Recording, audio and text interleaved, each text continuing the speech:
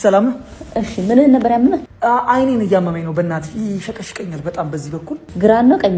ቀኝ ይሄ ግራ ቀኝ በቀኝ ነው።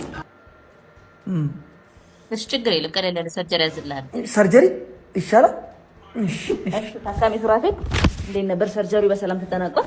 እኔ ግን ዶክተር ይሄ ነገር ምንም አላማረኝም። እንዴ ስሜት አለው አሁን?